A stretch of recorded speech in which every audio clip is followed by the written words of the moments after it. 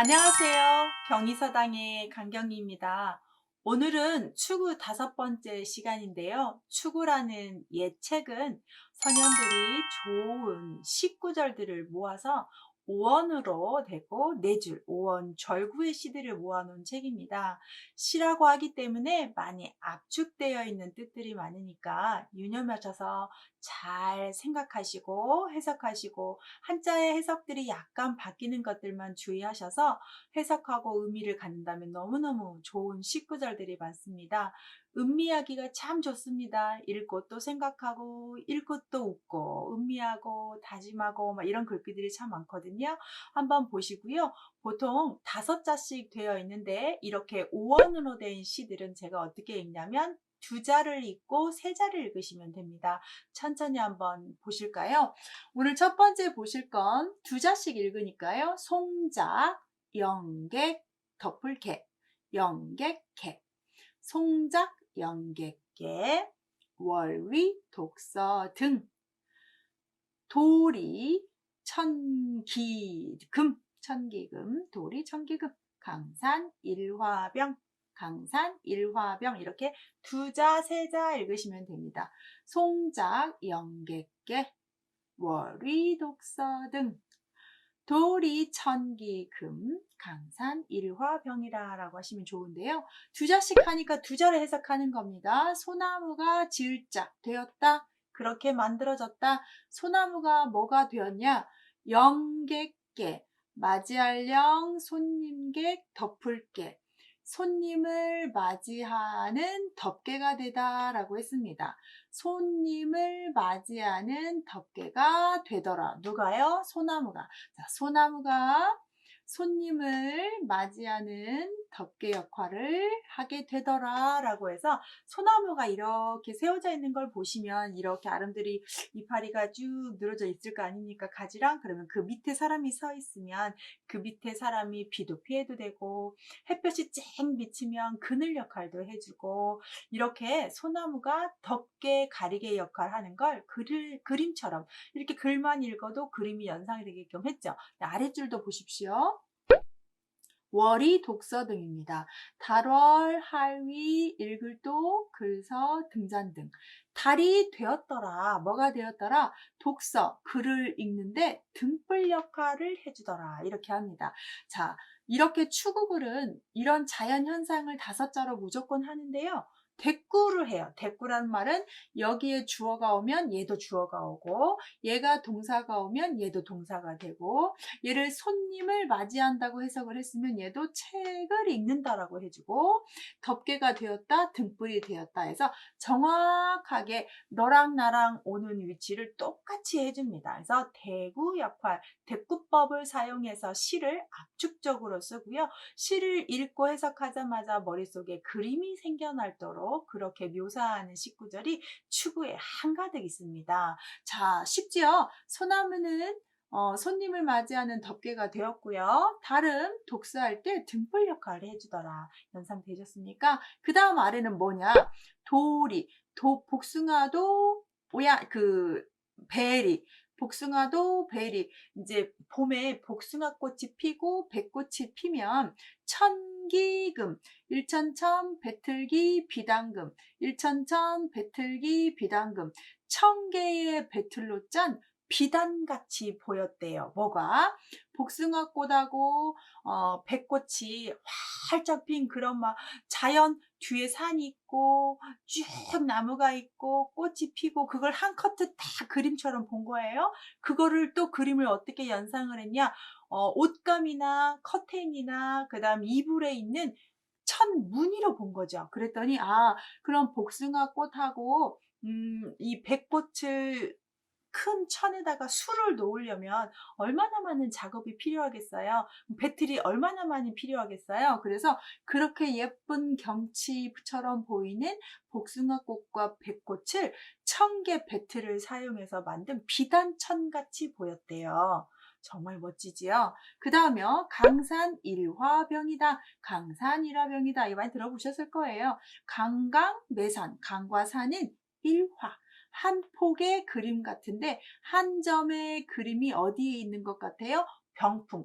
병풍은 옛날 사람이 이렇게 앉아있으면 뒤에다가 이렇게 가려놓은 거잖아요. 그래서 한 그림이니까 병풍은 보통 그림이 이렇게 여러 개가 있어요. 그래서 한 폭의 병풍의 한 장면 같은 거예요. 근데 병풍을 보면 보통 봄, 여름, 가을, 겨울 그림을 그리죠. 제사할 때 뒤에 세워놓거나 옛날에는 장례를 집에서 치르기 때문에 시체 관을 넣어놓고 거기를 다 이렇게 가려놓은 다음에 앞에 상체에서 조문계를 봤죠. 그래서 병풍인데요. 강과 산의 그런 아름다운 모습이 한 폭의 병풍같이 보였다는 겁니다. 그래서 이렇게 복숭아꽃과 백꽃, 강산이 그림같이 비단같이 예쁘다는 걸 시적으로 표현했죠. 멋지지요? 한번 정리해 볼까요? 소나무는 손님을 맞이하는 덮개가 되었고 달은 책을 읽을 때 등불이 되었구나.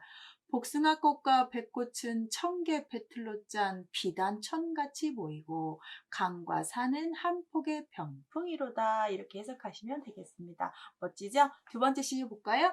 미운 과하한 두 자씩 세 자씩 미운 과하한 소우적오동 소우적오동 학문천재보 학문천재보 탐물일조진 탐물일조진 하나씩 한번 볼까요?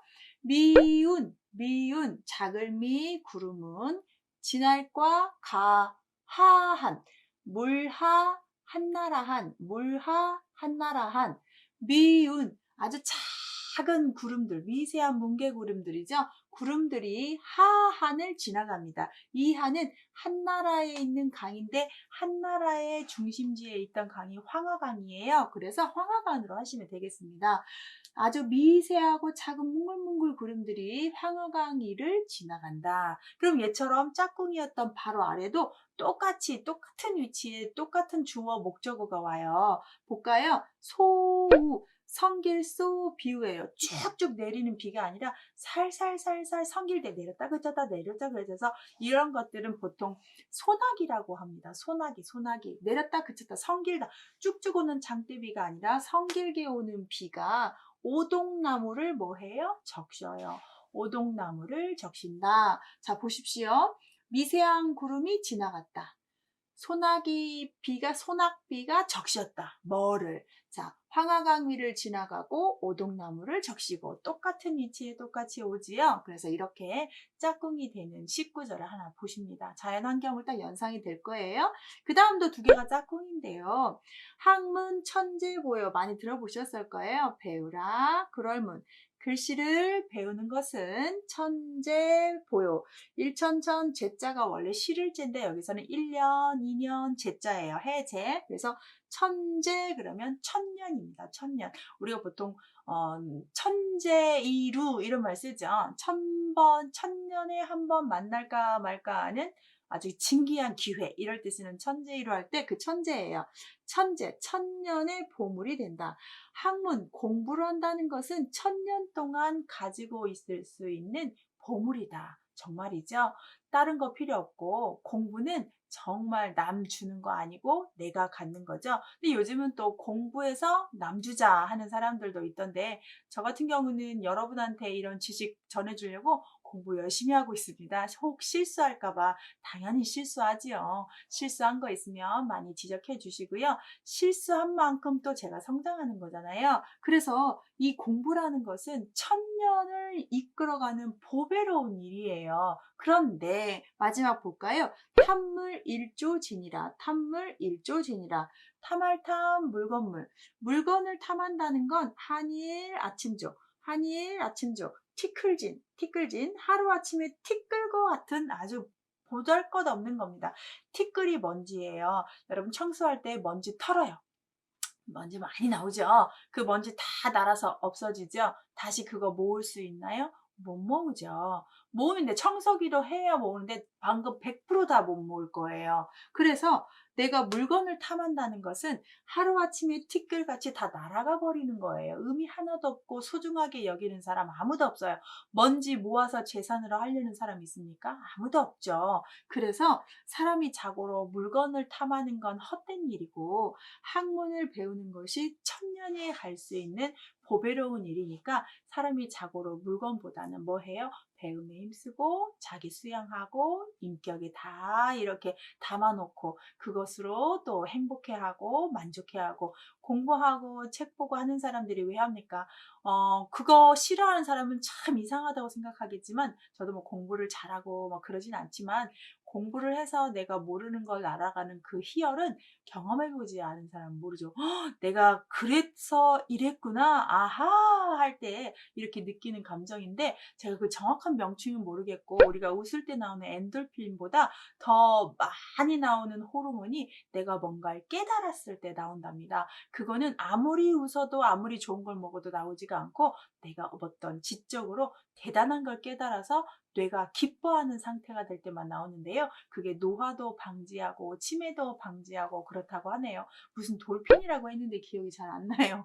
네, 그래서 학문이라는 것 천년의 보배가 되고 물건을 탐한다는 것 하루아침에 티끌이니까 무엇이 중요하겠느냐라고 선생님들이 말했겠죠. 분명히 이거 가르칠 때. 그래서 물건 욕심내지 말고 공부 욕심내라 하셨을 것 같아요. 자, 오늘 이쪽은 자, 세세한 아주 작은 뭉게구름이 황화강을 지나가고 소낙비가 오동잎을 적시고 학문이라는 것, 글 배우는 게 천년이 가니 이걸 좀 중시하고 물건을 탐한다는 것 하루아침에 티끌이니까 굳이 이거에 너무 힘쓰지 말라고 가르쳤던 것 같습니다. 정리를 하자면 추구는 오원으로 된 시들입니다. 두자, 세자 띄어 읽으시고 대꾸법이니까 두 줄씩 꼭 짝지어서 보시면 쉽게 이해하실 수 있습니다. 맨 뒤에다가 읽기, 해석하기 정리해 둘 테니까 1분 정도 투자하셔서 꼭 추구 구절도 습득하시고 완독하시길 바랍니다. 이런 영상 구독 설정하시면 받아보실 수 있습니다. 저랑 함께 한자 공부, 추구 공부 같이 해요. 감사합니다.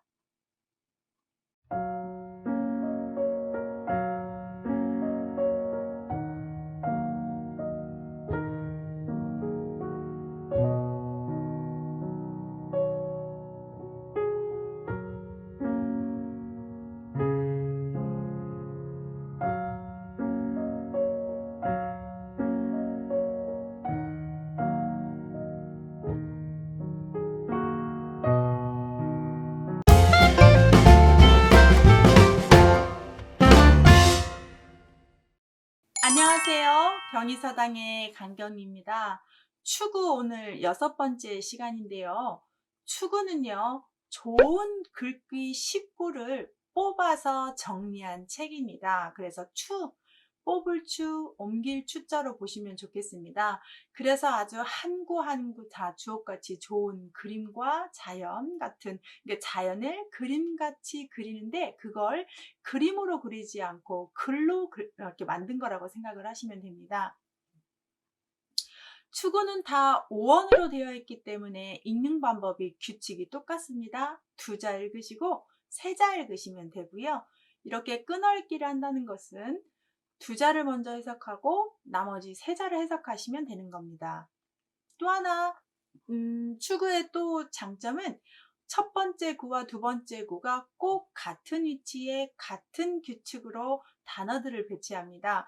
주어가 오면 그 아랫줄도 주어 똑같은 위치에 놓고 목적어가 오는 자리에 똑같은 위치에 목적어를 놓습니다. 100%다 맞진 않지만 거의 90%는 그렇게 구성이 되어 있으니까요. 그런 점을 생각하시면서 추구를 보시면 아주 쉽게 보실 수 있는 초급책입니다. 한번 보시겠습니다. 먼저 읽겠습니다. 류막 깨꼬리 앵자입니다. 류막 앵위객 류막 앵위객 화방 접착랑 산외 산부진 여기서 지읒 발음이 왔기 때문에 불자 발음을 부로 바꿉니다. 산외 산부진 노중 노무궁 노중, 노무궁. 하나씩 하나씩 볼게요. 겁내하지 마시고 한자의 낮자를 잘 아신다면 그냥 하나씩 하나씩 의미를 보시면서 왜 아이들이 처음에 글씨 줄줄줄 못 읽는 것처럼 떠듬떠듬 하나씩 알았는데 그 의미만 이해하시면 되는 겁니다. 어디다가 뭐 이걸 줄줄줄 외워서 술 한잔 막걸리 하면서 쫙 읊으면 좋지요. 그런데 그 부분까지 안 돼서 내가 어느 액자에 있는 글이라든지 멋지게 쓴 서예 전시회를 갔는데 조금 읽을 수만 있으시다면 얼마나 좋은 기쁨인데요. 한번 보실게요.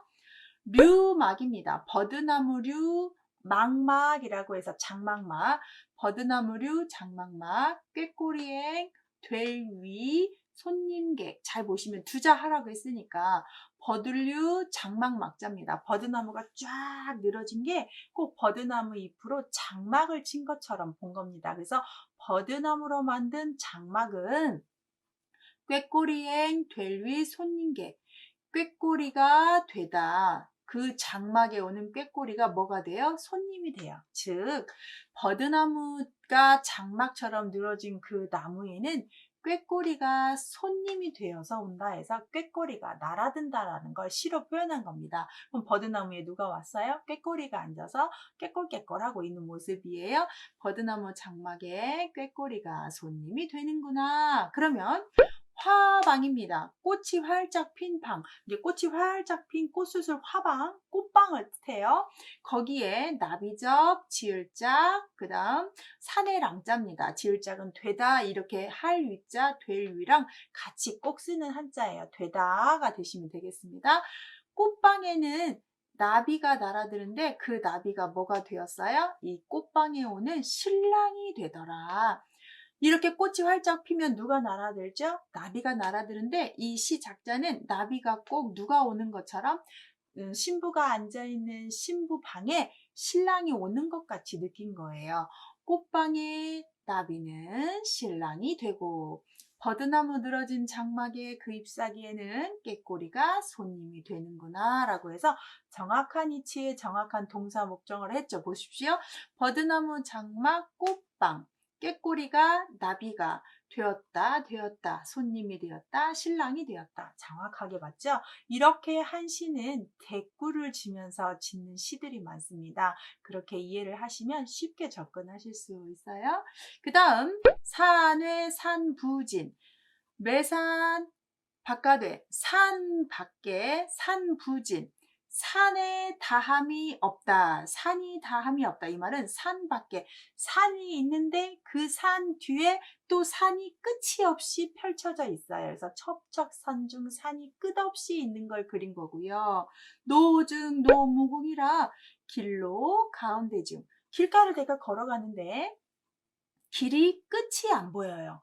길을 가도 끝이 없더라 라고 해서 산밖 첩첩산중에 산 끝이 없고 다함이 없고 길을 가도 길 끝이 없구나 라고 해서 산과 길이 아주 멀리 아득히 있는 걸 시적으로 표현한 글귀입니다.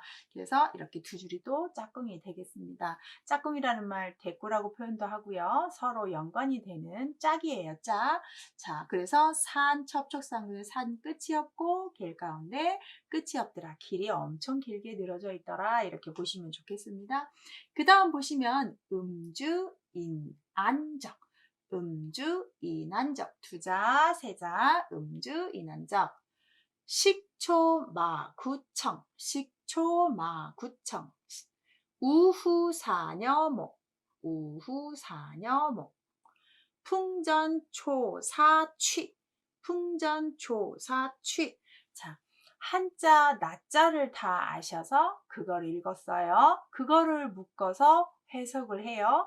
해석을 했더니 좀 부드럽지 못한 딱딱한 말 같아요. 그럼 약간 바꿔요. 이렇게 하면 문장 해석이 됩니다. 그럼 기본적인 게 뭐냐? 낮자를 알아야 돼요.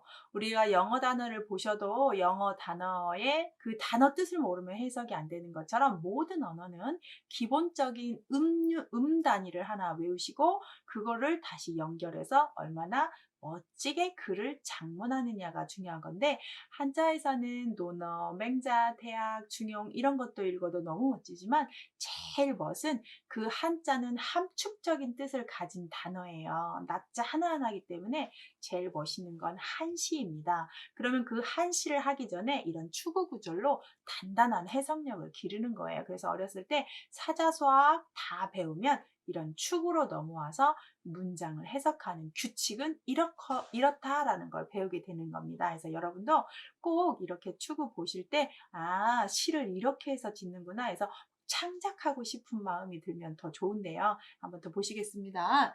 음주예요. 자, 술을 마셨어요. 누가? 어떤 사람이 마셨겠죠? 그래서 음주한 사람 얼굴은 뭐 해져요?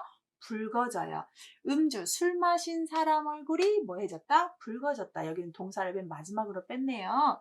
초목, 마구청이에요. 자, 풀을 먹은 말잎이 무슨 색이에요? 푸른색이에요. 잘 보십시오. 풀을 먹은 말잎이 푸른색이고 술을 마신 사람 얼굴은 붉은색이죠. 우리가 다 아는 사실이죠. 술 먹으면 벌거적적 이렇게 해지니까 자 보십시오. 술을 마시다 풀을 먹다 똑같은 위치에 똑같이 왔죠. 누가? 사람이 말이 뭐가? 얼굴이 입이 어떤 색? 붉은색 푸른색. 정말 쉽죠? 알고 보면 정말 아무것도 아니죠. 그 다음 한번 볼까요? 우후사녀목 우후사녀목입니다. 비우, 뒤후, 매산, 같으려, 목욕할목. 비우, 뒤후, 매산, 같으려, 목욕할목. 잡으세요. 비우, 비가 뒤후, 후에, 비가 내린 후에 산이 뭐 해졌어요? 목욕한 것 같이 됐어요. 얼마나 깨끗해요.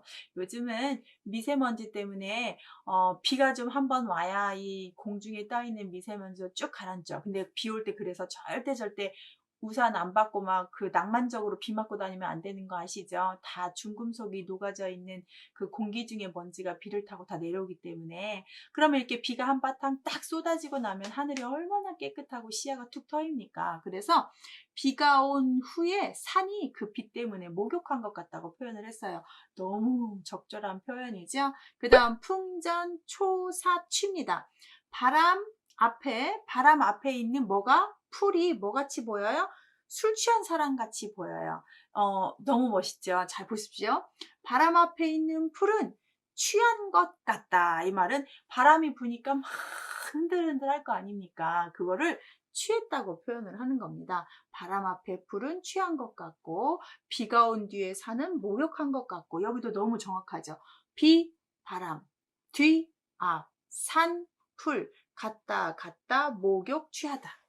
정말 정확한 대구법의 시들을 배우셨습니다.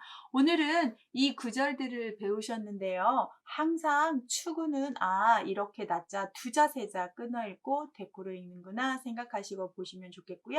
맨 뒤에다 오늘 것도 정리해 놓을 테니까 꼭 한번 보시고 시간 나면 캡처해서도 한번 읽어보시고 복습하는 시간을 가지셔야 내 거가 되는 겁니다.